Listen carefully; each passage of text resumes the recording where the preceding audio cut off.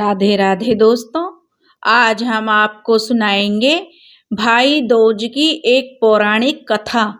अगर आप हमारे चैनल पर नए हैं तो प्लीज़ हमारे चैनल को सब्सक्राइब करें, वीडियो को लाइक करें और शेयर करें। बहुत समय पहले की बात है, एक बुढ़िया माई थी। उसके एक पुत्र और एक पुत्री थी। पुत्री की शादी हो चुकी थी। एक दिन भाई दूज के त्योहार के दिन बेटा ने अपनी माँ से कहा, माँ, सबकी बहनें आई हैं और सबके टीका किए हैं, लेकिन मेरी बहन नहीं आई, इसलिए मुझे अपनी बहन के घर जाकर टीका करवाना है। ऐसा कहकर भाई अपनी माँ से जो बहन के घर जाने का अनुरोध करने लगा। तब बूढ़ी माँ ने कहा, बेटा, तू क्या करेगा ऐसी बहन के पास जाकर? तेरी बहन तो बड़ी कलिहारी है, वह हमेशा हर वक्त जो लड़ती है, और तू उसके घर जाकर क्या करेगा? बेटा ने बार बार अपनी माँ से अनुरोध किया कि माँ, मुझे बहन के घर जाना है भैया दूज पर और उससे टीका करवाना है। बेटे की जिद को देखकर माँ उसे जाने की अनुमति दे देती है। भाई अपनी बहन से मिलने के लिए घर से निकलता है तो चलते चलते उसे रास्ते में एक नदी मिलती है। नदी कहती है, रे मैं तेरा काल हूँ, तुझे डुबा कर मार दूंगी। तब भाई कहता है, देखो नदी, मैं कई साल के बाद अपनी बहन से मिलने जा रहा हूँ, उससे मिलकर आने दो, फिर वापस आते वक्त तुम मुझे डुबो देना। तो नदी उस लड़के की बात मान जाती है और उसे जाने के लिए रास्ता दे देती है। थोड़ी आगे चलता है लड़का तो रास्ते में उसे एक काला सर्प मिलता है। तब वह सर्प मिलता है तो उस लड़के से कहता है कि मैं तुझे डसूंगा, मैं तेरा काल हूँ। तब भाई कहता है कि हे सर्प देवता, पहले मुझे अपनी बहन से मिलकर टीका लगवा लेने दो, फिर तुम मुझे डस लेना। सर्प भी यह सुनकर उस लड़के को रास्ता दे देता है। अब वह कुछ आगे बढ़ता है और आगे जंगल में उसे एक शेर मिलता है। शेर कहता है कि मैं तुझे खा जाऊंगा। तब वह लड़का कहता है कि देखो जंगल के राजा शेर, मैं पहले अपनी बहन से मिलकर टीका लगवा लूं, फिर लौटते समय तुम मुझे खा लेना। शेर भी उस लड़के की बात सुनकर उसे रास्ता दे देता है। अब भाई अपनी बहन के घर पहुंच जाता है और आवाज लगाता है, बहन, ओ बहन। लगता है, देख बहन, तेरा भाई 7 कोस दूर से तेरे पास तिलक कराने आया है। बहन उस समय सूत काट रही थी, तब उसका सूत बीच में ही टूट जाता है। ऐसी मान्यता है, यदि सूत काटते वक्त सूत बीच में टूट जाए तो जिस बहन के इकलौता भाई होता है, वह सूत जब तक फिर से जुड़ नहीं जाता तब तक बहन बोलती नहीं है। भाई बार बार आवाज लगाता है। भाई की आवाज सुनकर जब बहन जवाब नहीं देती तो भाई मन में सोचता है, मुझ गरीब से मेरी बहन बात नहीं करना चाहती। मेरी माँ सही कह रही थी कि मेरी बहन मुझे प्यार नहीं करती है। मुझे यहाँ नहीं आना चाहिए था, क्योंकि मेरी माँ ने बताया था मेरी बहन बड़ी कलिहारी है। यह सोचकर अब वह लड़का वापस जाने लगता है। इतने में ही बहन का सूत फिर से जुड़ जाता है और वह अपने भाई को आवाज देती है और उसकी तरफ दौड़ती है और उससे बात ना करने का कारण बताती है। बहन बड़े प्यार से अपने भाई को घर में ले जाती है और अपनी पड़ोसन के घर जाती है और उससे पूछती है कि मेरा ना कोई जान से भी प्यारा मेहमान आया है, तो बताओ क्या करना चाहिए। अब पड़ोसन ने मजाक में कह देती है कि तेल से चौका लगाना चाहिए और घी में चावल पकने चाहिए। अब भोली बहन पड़ोसन का मजाक समझ नहीं पाती और वह वैसा ही करती है। और अब ना तो चौका सूखता है तेल का और ना ही जो घी में चावल सीजते हैं। इधर भूखा प्यासा बैठा भाई अपनी बहन से कहता है, बहन भूख लगी है, खाना परोस दो। तब बहन बोली, भाई आज ना तो चावल सीज रहे हैं और ना ही चौका सूख रहा है। तब भाई ने अपनी बहन से पूछा कि तूने कैसे चौका लगाया और कैसे चावल चढ़ाए हैं। तब बहन बोली, मैंने पड़ोस वाली सहेली से पूछा था। उसने उसने कहा कि जब जान से प्यारा मेहमान आए तो तेल का चौका लगाना चाहिए और घी में चावल चढ़ाने चाहिए। भाई बोला, अरे मेरी भोली बहन, कभी तेल का चौका सूखता है क्या और कभी घी में चावल पके हैं क्या? तू पानी का और गोबर माटी का चौका लगा और पानी में ही चावल चढ़ा। फिर वह ऐसा ही करती है। जब चौका सूख जाता है और चावल पक जाते हैं तब बहन घी और शक्कर डालकर भाई को भोजन कराती है, फिर उसको तिलक करती है। कई दिन बीत जाते हैं। एक दिन भाई बोला, बहन अब मैं अपने घर वापस जाऊंगा क्योंकि घर पर माँ अकेली है और मेरी चिंता कर रही होगी। अगले दिन सुबह सुबह बहन जल्दी उठी और गेहूं पीसकर भाई के लिए लड्डू बनाती है और कुछ लड्डू बच्चों के लिए रखकर अपने भाई को विदा करती है। सुबह जब बच्चे उठते हैं तो माँ से कुछ खाने को मांगते हैं। तब बहन वही लड्डू अपने बच्चों को देती है। तब वह देखती है कि यह क्या, सारे लड्डू हरे रंग के हो गए हैं। फिर वह चक्की में देखती है तो उसमें गेहूं के साथ साथ एक सर्प भी पिस गया था। वह उन लड्डुओं को फेंक देती है और अपने भाई के बारे में सोचने लगती है कि कहीं मेरे भाई ने यह लड्डू खा लिए तो मेरा भाई तो मर जाएगा।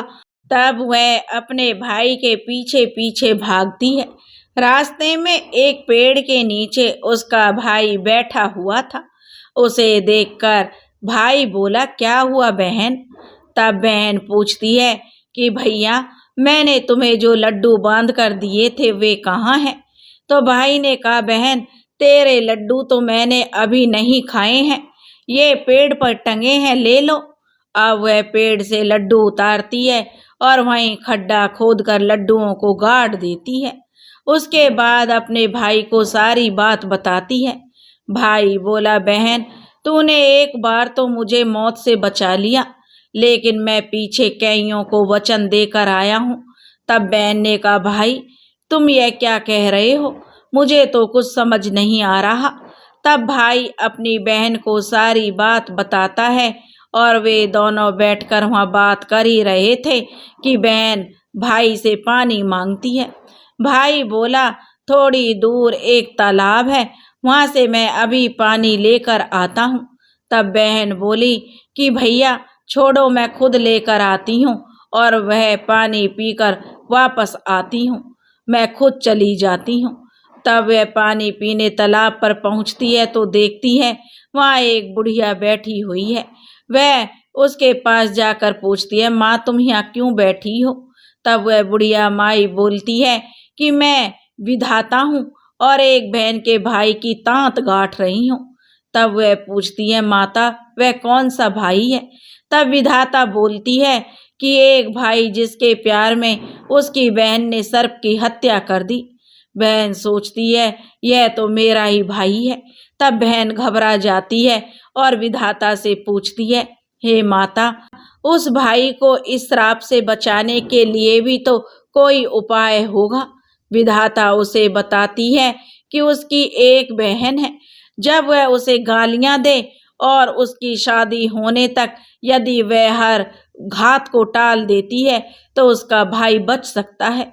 तब वह बहन तुरंत अपने भाई के पास जाकर कहती है, भाई मैं तुझे माँ के घर तक छोड़ने चलूंगी, लेकिन रुक मैं अभी आती हूँ। और वह शेर के लिए मांस, सर्प के लिए दूध और नदी के लिए ओढ़नी लाती है। दोनों भाई बहन आगे बढ़ते हैं। रास्ते में उन्हें पहले तो शेर मिलता है। जैसे ही वह भाई को खाने के लिए आगे बढ़ता है, बहन उसके आगे मांस का टुकड़ा डाल देती है। शेर मांस के टुकड़े को खाने में लग जाता है और दोनों भाई बहन आगे बढ़ जाते हैं। कुछ दूर चलने के बाद आगे उन्हें वह सर्प मिलता है और जैसे ही सर्प भाई को डसने के लिए आगे बढ़ता है, बहन सर्प के आगे दूध का प्याला रख देती है। सर्प दूध पीने लगता है और वह दोनों अब आगे चलने लगते हैं। रास्ते में अब दोनों बहन भाइयों को वही नदी मिलती है जो भाई को डुबाने के लिए तैयार थी, पर बहन नदी को ओढ़नी उड़ा देती है। उसके बाद नदी खुश हो जाती है और खुश होकर उन्हें रास्ता दे देती है। अब वे दोनों भाई बहन जो आगे बढ़ते हुए अपने घर पहुंच जाते हैं। बेटी को देखकर माँ बहुत खुश हो जाती है, पर बहन उसी समय भाई को गाली देने लगती है। तब माँ बेटे से कहती है कि बेटा इस झगड़ालू बहन को क्यों ले आया। तब भाई बोलता, माँ बहन तो बहुत अच्छी थी, पर पता नहीं इसे आते ही क्या हो गया। थोड़े दिनों बाद भाई का रिश्ता आता है तो सब कहते हैं कि बहन तो पागल है पर भाग्यवान है। पर जब ससुराल वाले सगाई के लिए मिठाई लाते हैं तो बहन कहती है, इनकी मिठाई क्यों बांटते हो, पहले मेरी मिठाई बांटो। कई बड़े बुजुर्ग बोले, इसे भी भाई के साथ बैठा दो। सगाई शुरू होती है और वहाँ आग लग जाती है। बहन को पता ही था कि उसके भाई की घात है, उसने तुरंत ही वह आग बुझा दी।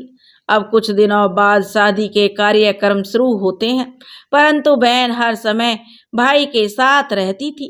जब भाई की निकासी होने लगी तब बहन बोली, अरे इसकी निकासी क्यों करते हो, पहले मेरी निकासी करो और इसे पीछे के दरवाजे से लेकर जाओ। बहन के इतना बोलते ही आगे का दरवाजा टूटकर गिर जाता है। सब कहते हैं भले ही बहन झगड़ती है पर बार बार भाई की जान बचा रही है। जब भाई फेरों पर बैठता है तो फिर बहन कहती है कि इसकी जगह मैं फेरों में बैठूंगी। शादी के बाद जब दूल्हा दुल्हन की रात जागती है तो बहन कहती है कि इनकी नहीं, पहले मेरी रात जगाओ। कई लोग बोले, बीच में पर्दा लगाकर इसे भी साथ में सुला दो। रात में जब भाई भाभी सो जाते हैं तब वहाँ एक सर्प आता है। बहन तो तैयारी में थी और तैयार होकर बैठी थी। वह उसे पकड़कर टोकरी में रखकर सो जाती है। अब वह कई दिनों में निश्चिंत होकर आराम से सोती है। इधर उसकी माँ सोचती है, बेटी के उठने से पहले ही मेहमानों को विदा कर देती हूँ, वरना फिर से शोर मचाएगी। जब बेटी उठकर देखती है तो घर में कोई नहीं दिखता। तब वह माँ से पूछती है, माँ सब मेहमान कहाँ चले गए। तब माँ कहती है, बेटी मैंने तो सब मेहमानों को विदा कर दिया।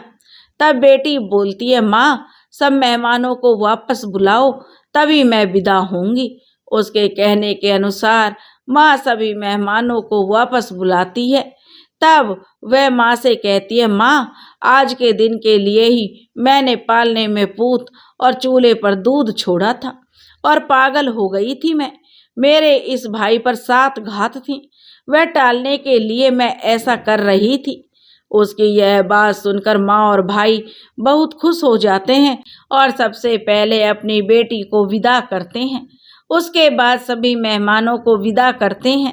इस दिन के बाद से ही हर बहन अपने भाई की लंबी उम्र की कामना से भाई दूज का त्योहार मनाने लगी। इस दिन बहन भाई का टीका करती हैं और इस कथा को सुनती हैं। जो इस कथा को सुन रहे हैं और कह रहे हैं, उन सब के भाइयों की हे प्रभु रक्षा करना। दोस्तों, अगर आप हमारे चैनल पर नए हैं तो प्लीज़ हमारे चैनल को सब्सक्राइब करें, वीडियो को लाइक करें और शेयर करें। राधे राधे।